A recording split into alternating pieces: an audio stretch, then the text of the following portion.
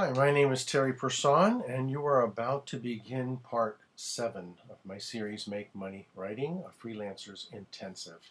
I've been writing on freelancing for over 15 years just to make a living, and have played both sides of the desk from acquisitions and freelancing both. So I really am excited about doing this, and I'd love to see more people get involved. So this video is going to be the 5 keys to getting and staying published. Getting and staying published, because this is what a freelance business is all about. Last time we talked about starting the business. Now we're talking about maintaining that. So, number one, the first thing you want to do is account for your work. This kind of means set up a production goal. You know how much time you have, you know how you work, you know how long it takes you to do pieces. Set up a goal. So 1 article a week, 1 article a month, 1 article every 2 days.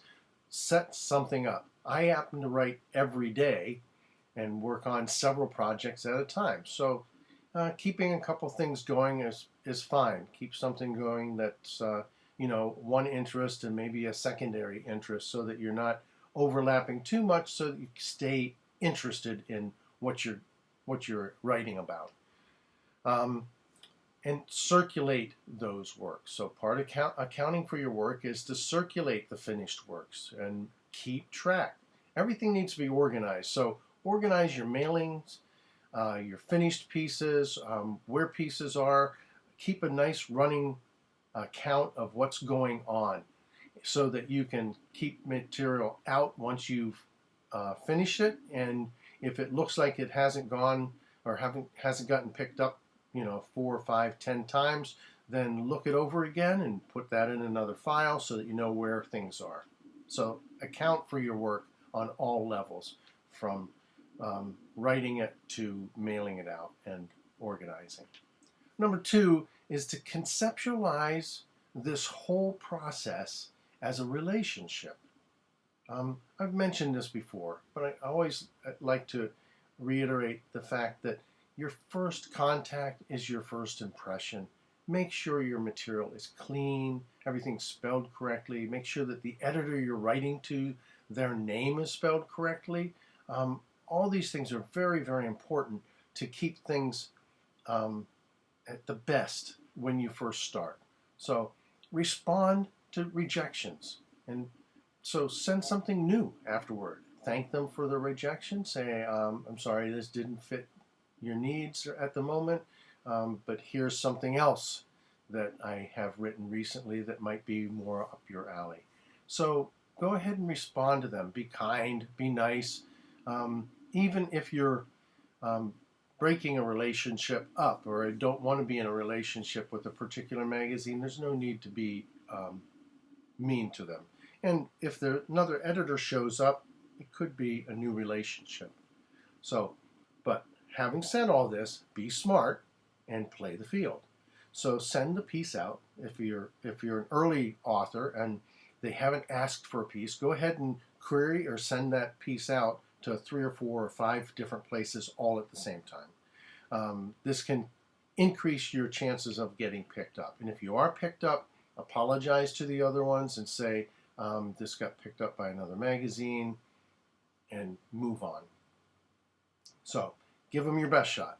Remember, don't shortchange them after you've got a relationship with them. Don't just start sending them stuff that you just hacked out 2 days ago and didn't look over and aren't sure whether or not it's good or not. No different than any other relationship. If once you're in the relationship, you still have to put your best foot forward. That's important. The third part of this, in getting and staying published, is to create a community of equals. This is really the hardest thing for writers, because most of us are introverts. But make friends. It should come fairly natural, because the friends you're going to make are also interested in writing and publishing, and you can help one another. Ask for help. Ask them to reread your pieces, to edit them, and vice versa. Do that for them, so that you're making sure that the pieces you send out are the cleanest they can be. Stay in touch. Write notes and emails back and forth to stay in touch with your community. And maybe even have coffee once in a while and talk about where have you been published and what's going on, so that you can share in your successes about things. This is really important because having a community reminds you every day what you're doing and why it's important. So, create that community of equals.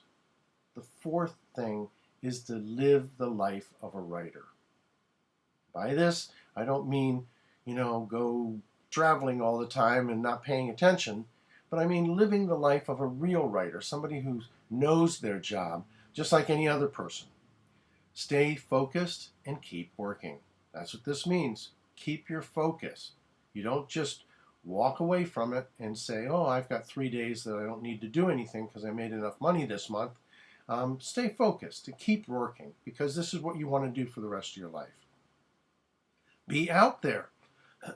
Even though writers are sitting at their desk, working at their computers, it's important to be seen. So go to conferences, go to trade shows, visit the editors at those places. Again, visit your friends, your community. So to live a life of the editor, be out there part of the time, while the other part of the time you're staying in and being focused. And then overall, what we're talking about is marketing yourself. Find your readers, find the projects, find the magazines that like you, and market to them. I've been thinking about these sorts of articles, or I have a couple ideas that might fit your next issues, several issues down the road, whatever it is. But market yourself. So once you've got these relationships on both sides, ask your friends, where else might I get published? And are they looking for things along the lines of what I write? So keep that working together.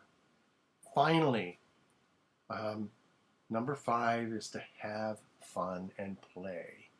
So create time to just write because you like to write, and be creative and just do anything.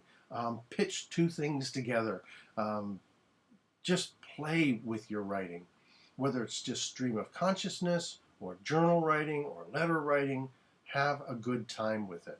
Don't lose that fun part of it, because that needs to come into the job in order for your readers to have fun reading. Do exercises to help stretch your muscles. Just like any other exercises, you want writing exercises. So part of your fun and play is to exercise some of the things that you maybe aren't as good at or would like to play around with and try something new. Explore everything. We've gone through, at the beginning of all this, trying to figure out what's best for you to write. Now that you're a writer, now that you're a freelancer, now's the time to explore anything.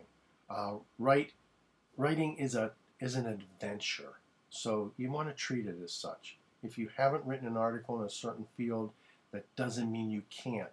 You know now how to research, you know how to put things together, you know how to contact editors, you have all the pieces, and you have a portfolio. So get out and explore and have a good time.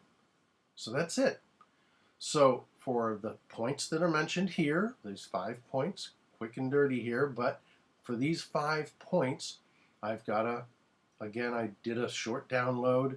You can go to my site, terryperson.com, under the events section, and download this part 7 of the video series.